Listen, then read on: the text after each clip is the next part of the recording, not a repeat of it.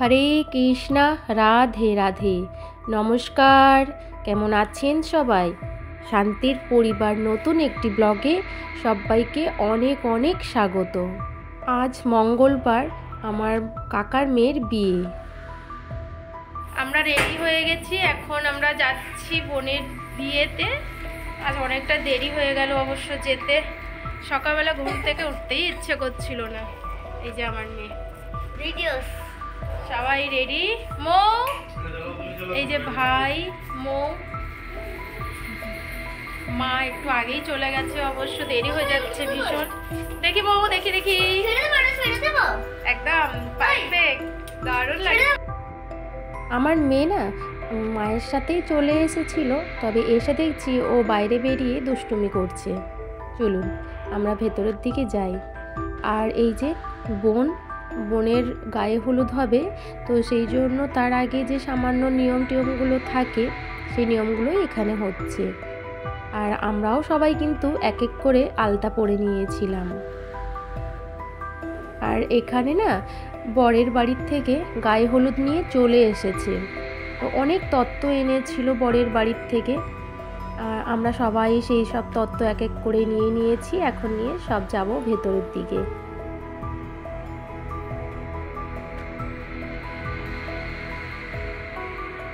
এই বোনটাই হলো আমাদের সব থেকে ছোট।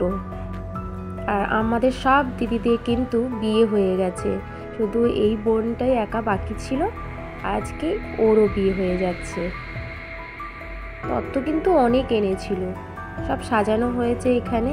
কারণ এখানের যে শাড়ি টাড়ি আছে, সেটা পরেই কিন্তু বোনের গায়ে হলুদ হবে।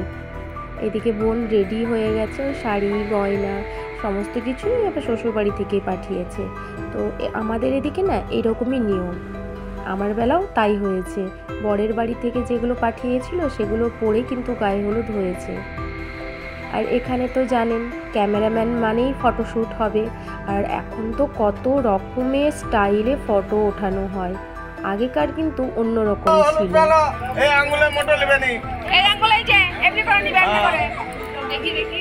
এই আঙ্গুলটা দেখো, এই যে কপালে দিবে, বাঁ হাতে ঘন্টায় দিবে, বাজারে কি টাকা দিয়ে ওরকম করো তিনবার, একও তিনবার দিবে।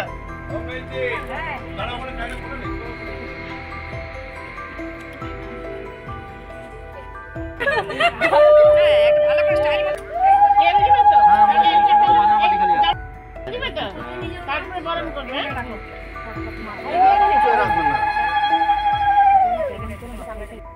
এটা তো খেলবো, এটা খেলবো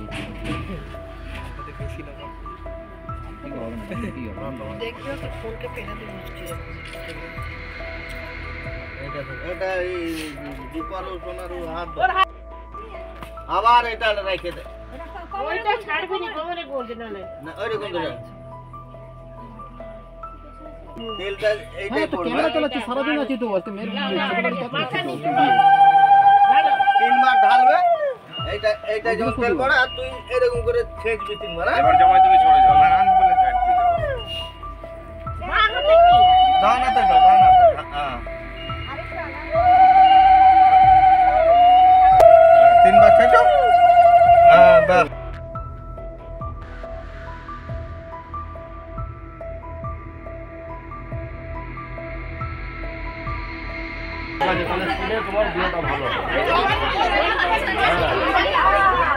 চলুন বোনকেও একটুখানি হলুদ লাগিয়ে দিই। আমার দেখা দেখি কিন্তু আমার মেয়েও বলল মিমিকে আমিও গায়ে হলুদ লাগাবো। তো এগুলোই ছোট ছোট আনন্দ লাগে বলুন। আর বোনের তো দেখা খুবই কম হয়, অনেকের অনেক রকম নিয়ম। তবে আমাদের জানেন গায়ে হলুদ হওয়ার পর পুকুরে নিয়ে যাওয়া হয়, সেখানে স্নান করানো হয়। আর সেখানে না গঙ্গা পুজো হবে, কিছু নিয়ম কানুন হয়। তবে এখন আর আমরা কেউ পুকুরে যেয়ে স্নান টান করি না, ওই টিয়মগুলো হয়ে যায়, জল একটুখানি ছিটিয়ে দেওয়া হয়, বাড়িতে এসে স্নান করানো হবে। আর এই যে জলটা নিয়ে আসা হয়েছে, এটাই কিন্তু বিয়েতে ওই ঘট হিসেবে দেওয়া হয়। আর এই যে বোনকে এখন পুকুর থেকে নিয়ে চলে আসা হয়েছে, ওখানে যা নিয়ম কানুন ছিল। আর গাড়ি থেকে নামার পর ওই রকমভাবেই মুখটা ঢেকে বাড়িতে ঢুকবে। এটা কিন্তু আমাদের নিয়ম আছে, স্নান টান করে আসার পর না আর আমরা কারোর মুখ দেখি না। তো এসব হওয়ার পর খুব খিদে পেয়ে গেছিলো। আমরা এখন খেতে বসেছি।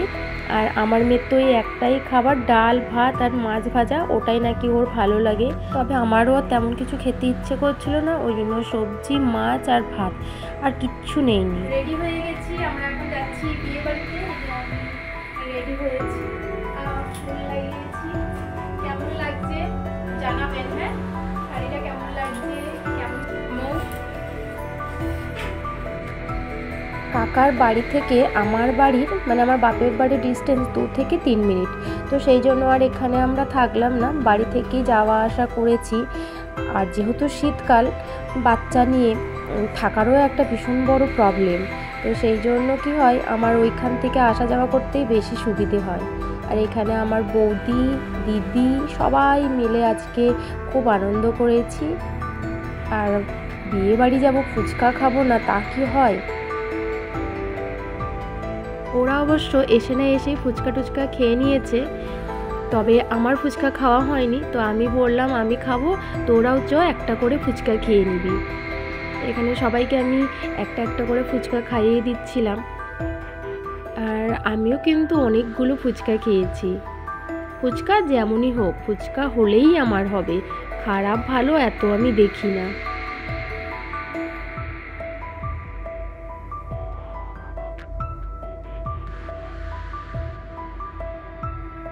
আর ওপারে আমার ক্যামেরাম্যান ভাই, তাকেও কিন্তু আমি অনেকগুলো খাইয়ে দিয়েছি। সেটা যদিও বা ক্যামেরাবন্দি করা হয়নি, কারণ ওই তো ভিডিওটা করে দিচ্ছিল, তো সেই জন্য আর কি। আর অবশেষে আমি আর মৌ।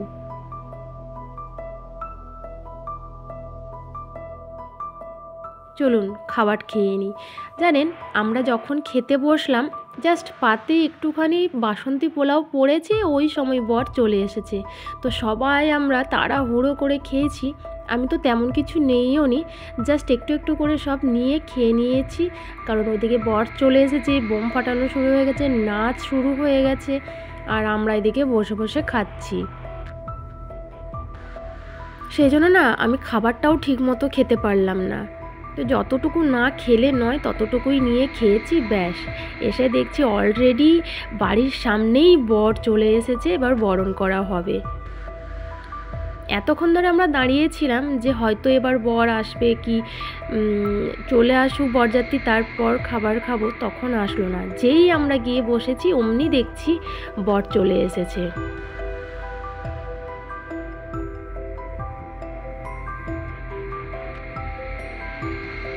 এই সব দেখলে না নিজের বিয়ের কথা এখনো পর্যন্ত মনে পড়ে যায়।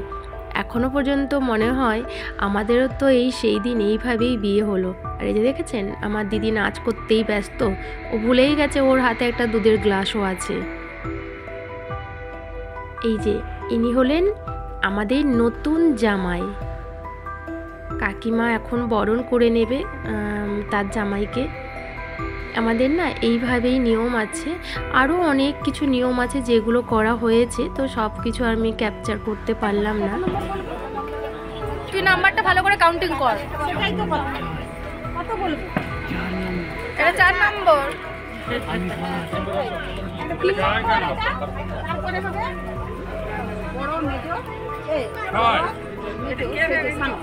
এটা 4 নম্বর। এই যে 4 নম্বর মানে আমার মা, মানে আমার মা, বুঝতে পারছো তো, আমার মা। আর ওই আগেরটা আমার মা, আর এই আগেরটা না, এই যে এর মা, এই যে টুকি, এর মা, এটা এই যে আগেরটা।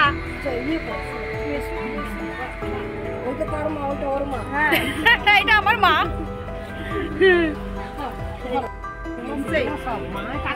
এটা আমাদের। হ্যাঁ,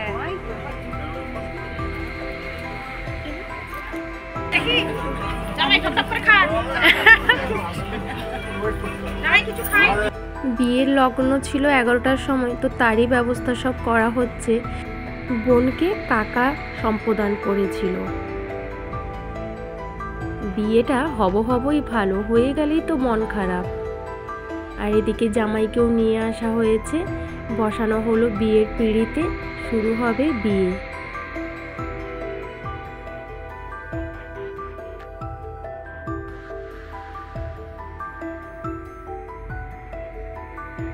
পাঁচদম প্রতিগীততাম প্রতিগীততাম তুমি বলো পাদ্য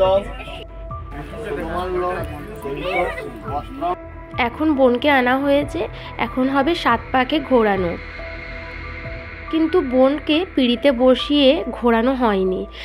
আমার বেলা কিন্তু পিঁড়িতে বসানো হয়েছিল, আর সেই পিঁড়িটা সব মামারা ধরে ঘোরাবে।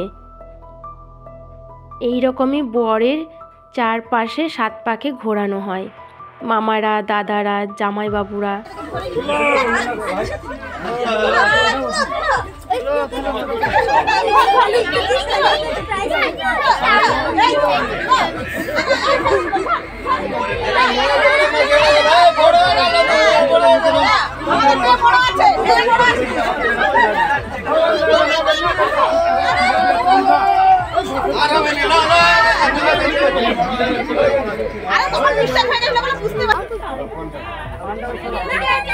একদম না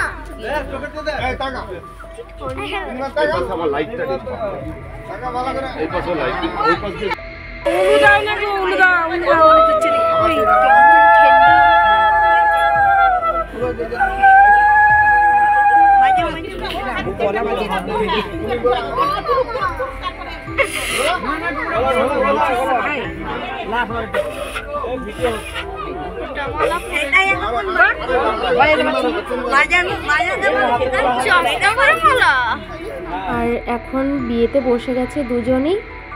আজকের ব্লগটি এখানেই শেষ করছি। দেখা হবে আগামীকাল সবার সাথে নতুন একটি ব্লগ নিয়ে। যে যেখান থেকে আমার এই ব্লগটি দেখছেন তাদের সবার জন্য থাকলো অনেক ভালোবাসা।